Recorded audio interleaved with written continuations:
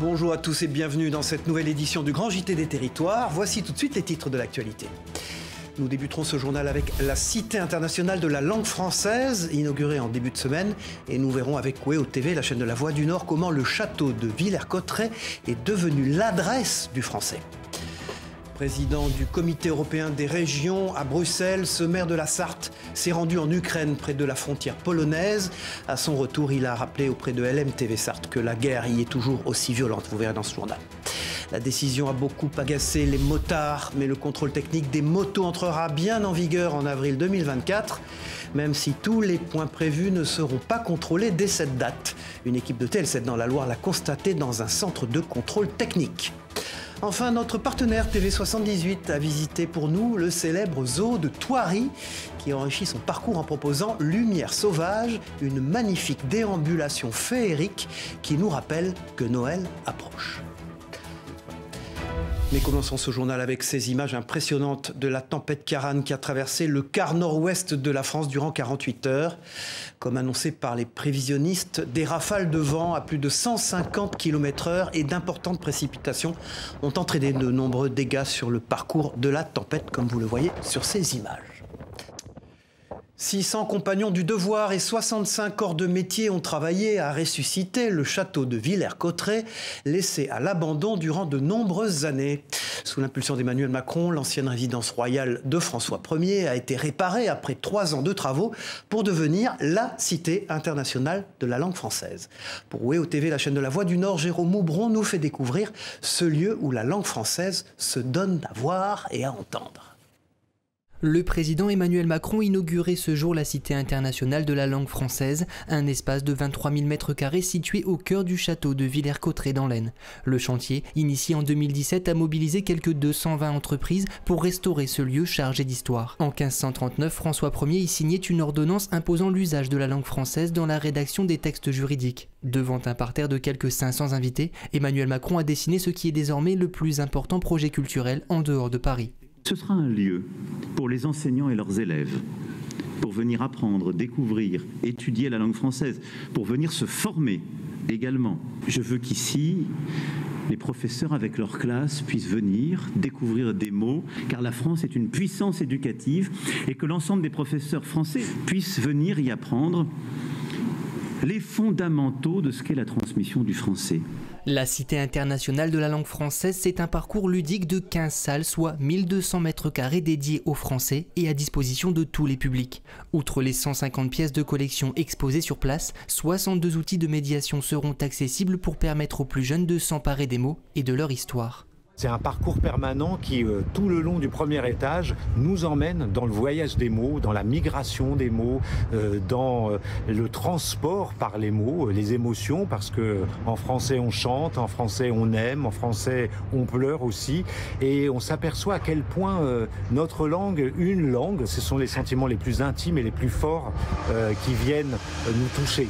Donc ici, quel âge qu'on ait, qu'on soit un enfant, qu'on soit un vieillard, peu importe, on trouvera des choses à la fois très sérieuses et très ludiques. Le site, à la fois bibliothèque, salle de spectacle et résidence d'artistes, accueillera le sommet de la francophonie en mars prochain.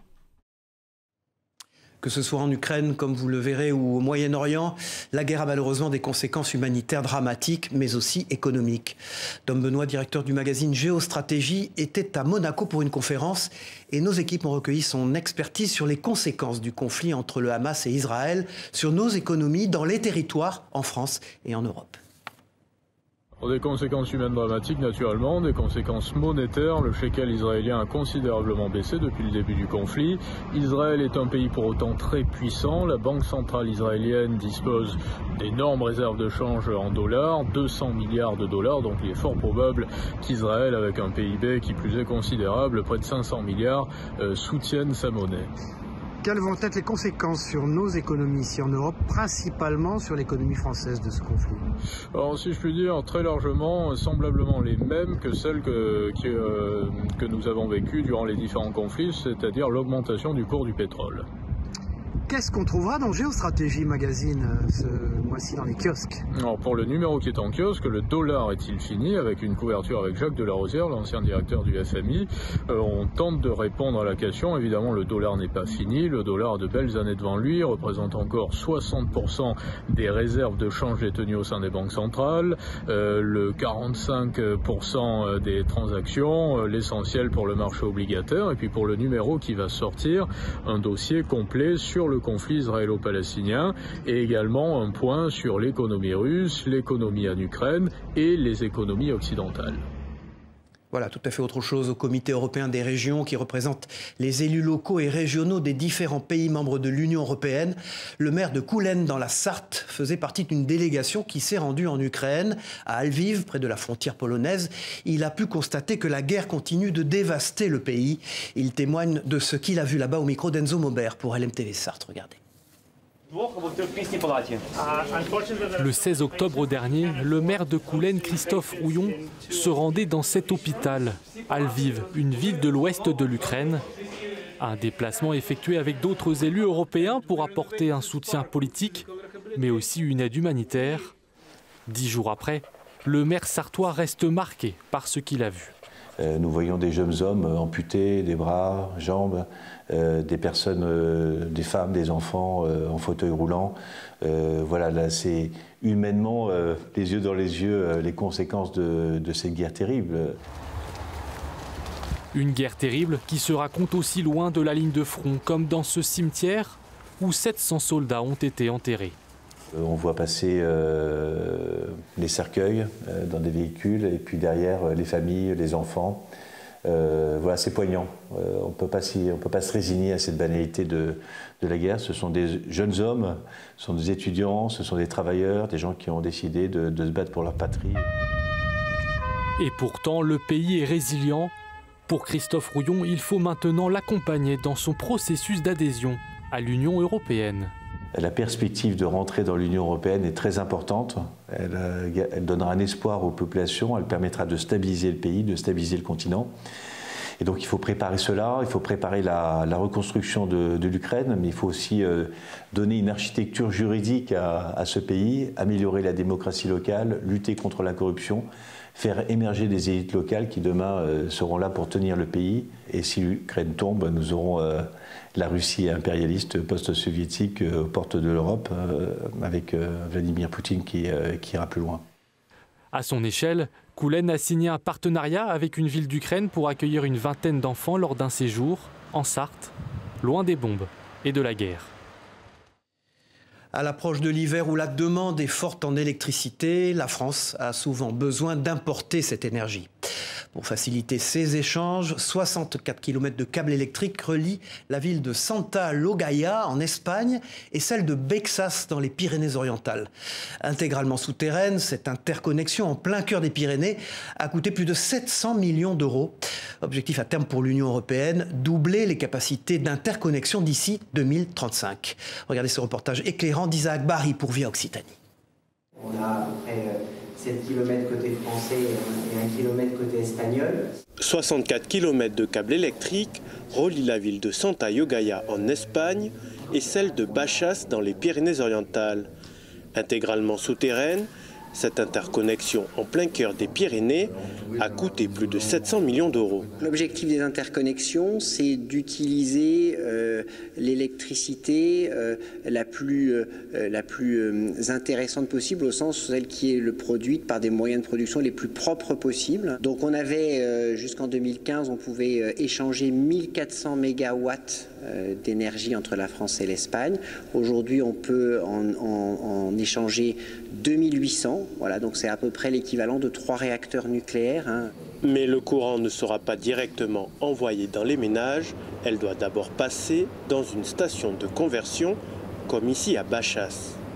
Si on est dans un moment où on importe de l'électricité depuis l'Espagne, on va avoir du courant continu qui va arriver ici, qu'on va transformer en courant alternatif et qui va ensuite partir sur notre réseau pour alimenter des clients français. Et puis si on est dans un moment où on a plutôt à exporter de l'électricité vers l'Espagne, eh bien à ce moment-là, c'est notre courant alternatif qui va être transformé en courant continu pour partir dans l'interconnexion. À l'approche de l'hiver où la demande est forte en électricité, la France a souvent besoin d'importer cette énergie. À l'heure qu'il est, on est importateur, c'est-à-dire l'Espagne nous fournit à peu près 1500 mégawatts d'électricité parce qu'il y a à ce moment en Espagne des moyens de production éoliens ou solaires par exemple qui sont disponibles et qui nous permettent de bénéficier de cette électricité. Objectif pour l'Union européenne, doubler les capacités d'interconnexion d'ici 2035. Contrairement aux idées reçues, les morts se fêtent le 2 novembre. Cette première semaine de novembre est l'occasion de se rendre dans les cimetières, bien sûr. Des cimetières qui, pour certains, sont emplis de légendes et de signes ésotériques. Jacques Sirjean est non seulement guide au cimetière du Père-Lachaise, mais surtout vampirologue. Il a conduit une équipe de 20 minutes TV sur la tombe d'Honoré de Balzac. Regardez. Donc là, on peut voir des marrons sur la tombe de Balzac.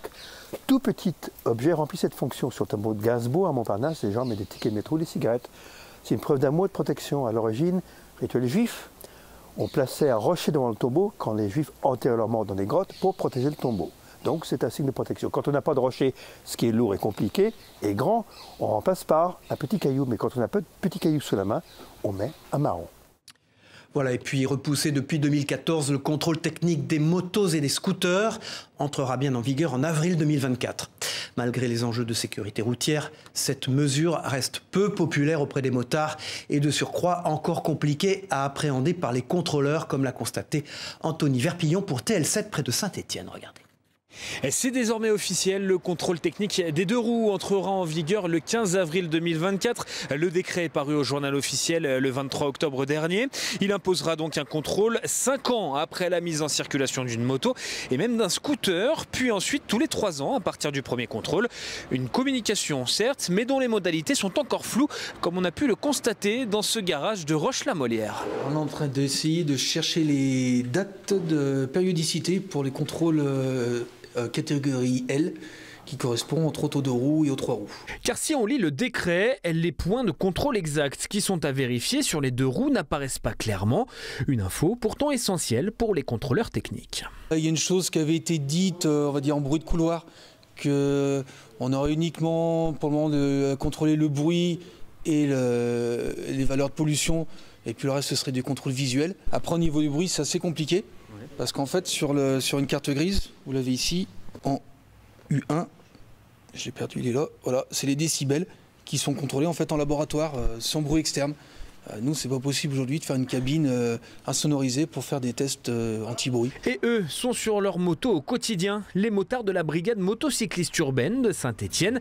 Ce sont eux qui devront s'assurer que les contrôles techniques ont été faits, indispensables selon ce policier. On retrouve davantage de scooters avec des échappements modifiés, avec des différents éléments de sécurité, les feux, les plaques qui parfois au fil des années arrivent à être un peu plus dégradés. Et notez que ce sont les 2 roues mis en circulation avant le 1er janvier 2017 qui seront contrôlées en priorité. À terme, c'est-à-dire en 2026, tous les 2 roues devront avoir été contrôlés. Voilà, jeter nos déchets en les triant, nous essayons tous de le faire, le plus souvent dans des poubelles en plastique et avec un choix très limité.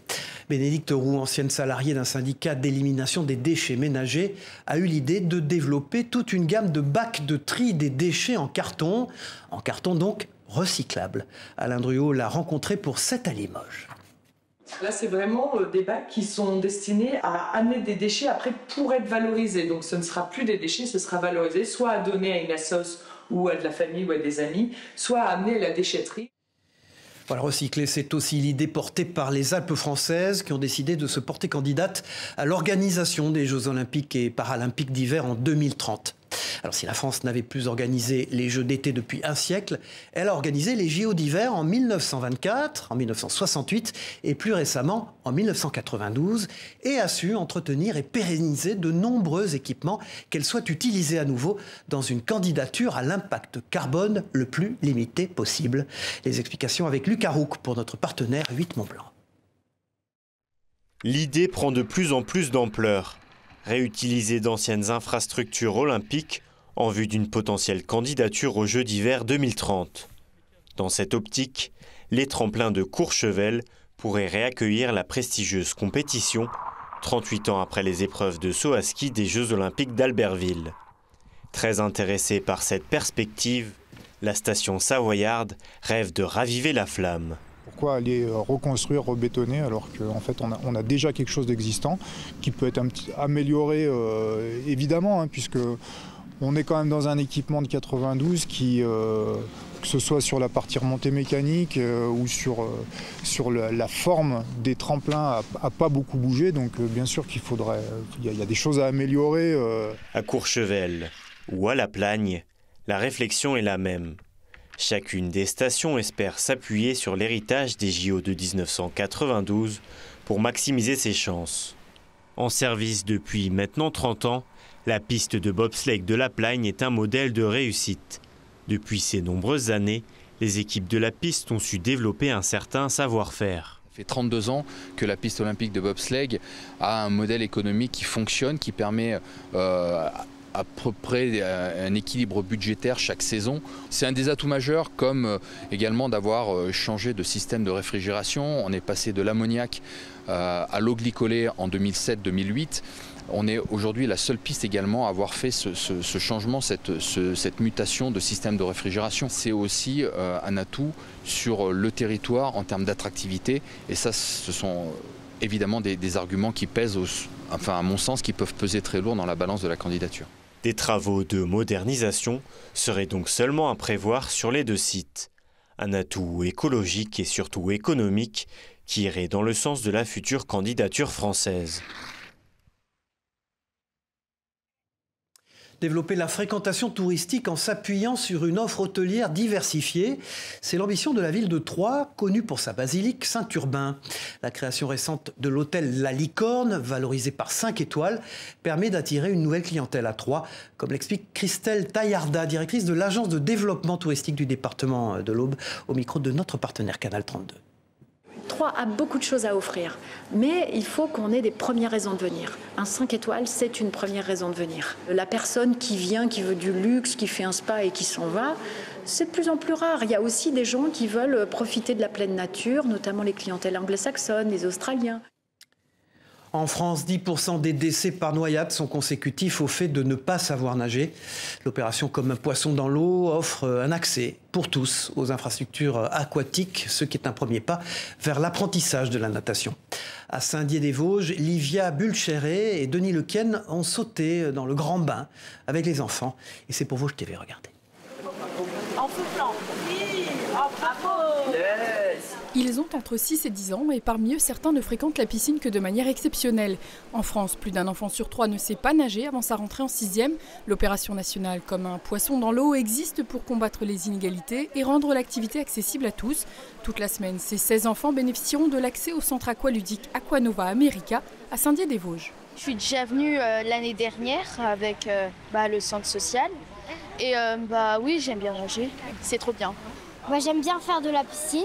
Je viens souvent avec ma maman, mon papa, en famille des fois. S'ils savent nager à la fin de la semaine, c'est parfait. Mais le but déjà, c'est le plaisir de venir pratiquer. C'est vraiment ça l'essence même de ce qu'on veut sur cette semaine-là. Leur donner l'accès, leur montrer qu'ici c'est du plaisir et en même temps qu'on peut apprendre des choses. Et si déjà on arrive à franchir ce cap avec eux, de les faire venir à la piscine, on a déjà une première victoire. Au total, à la fin des vacances d'automne, 32 enfants des centres sociaux Lucie Aubrac et Germaine Tillon auront bénéficié de ce dispositif financé par la commune. En France, 107 piscines participent au dispositif différent de celui de l'État, le savoir nager, avec tout de même des objectifs qui se rejoignent comme celui de la prévention des noyades. On n'en parle jamais assez, les noyades ont une part vraiment très importante en France et ailleurs. Et c'est vrai que si, par ce genre d'action, on peut aussi lutter contre ce phénomène-là, je suis à 100% preneur. Les noyades accidentelles sont la première cause de mortalité par accident de la vie courante chez les moins de 25 ans. Le dispositif entend bien y remédier. L'opération qui fête cette année ses 10 ans, avec pour marraine à Saint-Dié les volleyeuses déodaciennes dont la capitaine Julie Mollinger avait déjà permis cet été à 180 enfants déodaciens de profiter des infrastructures. Enfants, nous avons tous collectionné ces célèbres vignettes de nos joueurs de foot préférés avec l'espoir de compléter notre album. Le club de basket de Château-Giron a décidé de créer son propre album en prenant en photo chaque joueur du club. Une solution qui permet à la fois de diversifier les sources de financement pour le club et de créer du lien dans le club, comme l'a constaté TVR à Rennes.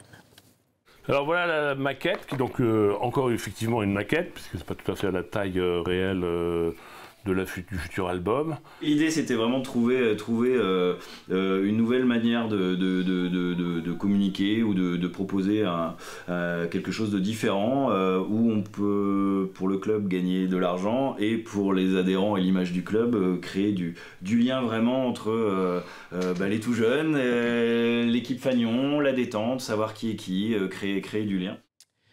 En Martinique, chaque année, une centaine de jeunes est formée aux différents métiers de l'agriculture. Mais à l'issue de leur formation, 80% d'entre eux ne trouvent pas de terre malgré de nombreuses friches disponibles. Pour y remédier, le collectif Les Formés sans terre a organisé la mise en relation de ces agriculteurs avec des propriétaires. C'est un reportage de François Eudoxie Dayana pour Via TV sur place. Audrey rêve de pouvoir développer son exploitation agricole de plantes médicinales.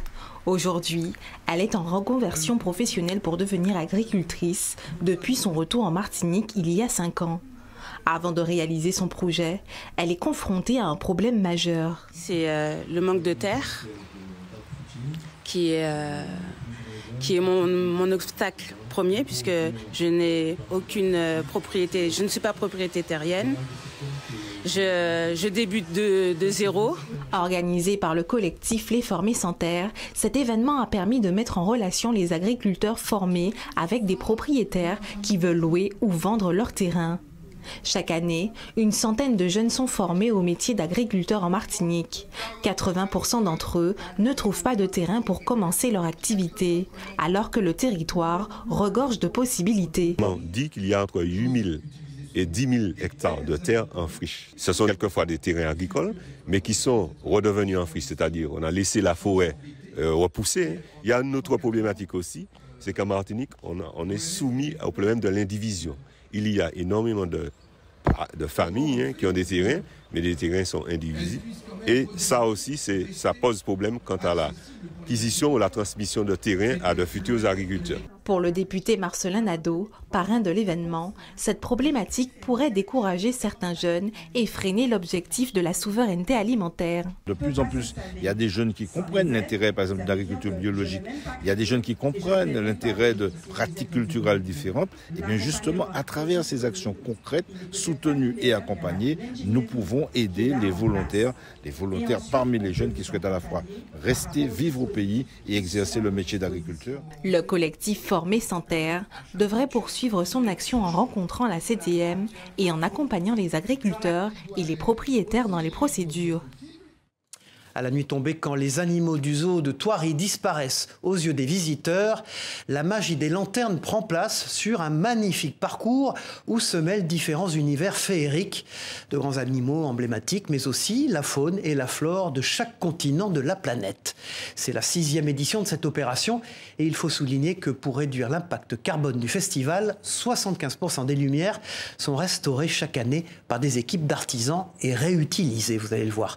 Pour TV78, Mélanie Poquet et Clara Frutos ont encore les yeux émerveillés. Regardez.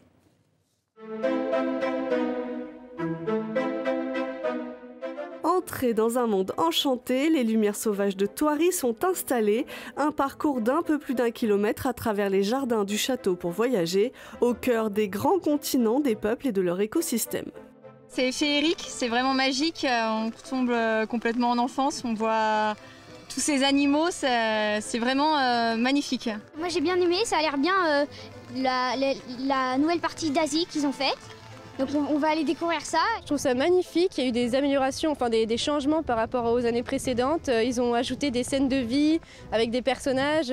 Jusqu'au 10 mars 2024, le Zoo Safari a choisi d'illuminer les fins de journée avec une 6e édition de ces Lumières Sauvages. Le thème de cette année, l'Asie. Un an de travail, de réflexion pour les équipes qui proposent une nouveauté. Un renouveau avec encore beaucoup plus d'immersion, avec le labyrinthe qui sera complètement illuminé cette année. Et puis derrière vous, vous avez l'Asie qui prend vie avec tous les animaux d'Asie. Et juste derrière moi, les Bouddhas aussi, les temples qui vont pouvoir animer cette scène. Le parcours est agrémenté de près de 3000 lanternes, 75% d'entre elles sont restaurées chaque année. Un souhait du site, il ne vous reste plus qu'à vous laisser porter.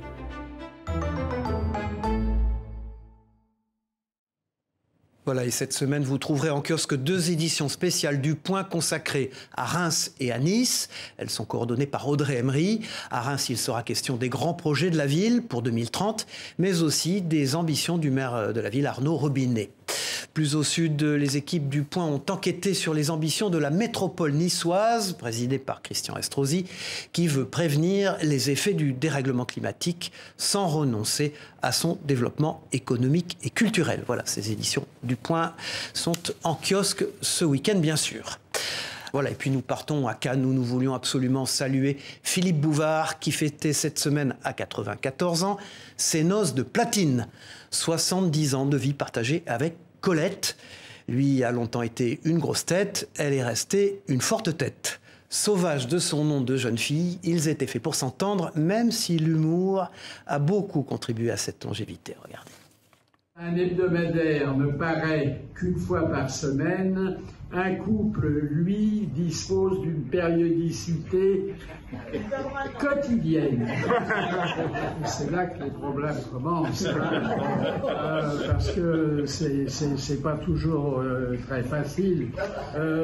Mais bon, les auteurs dramatiques et le couple savent que si l'on veut éviter le passage de la comédie à la tragédie, il faut ménager quelques entr'actes. Voilà, c'est la fin de cette édition. Merci à vous de l'avoir suivi. On se retrouve très vite pour une nouvelle édition du Grand JT des Territoires. Au revoir à tous.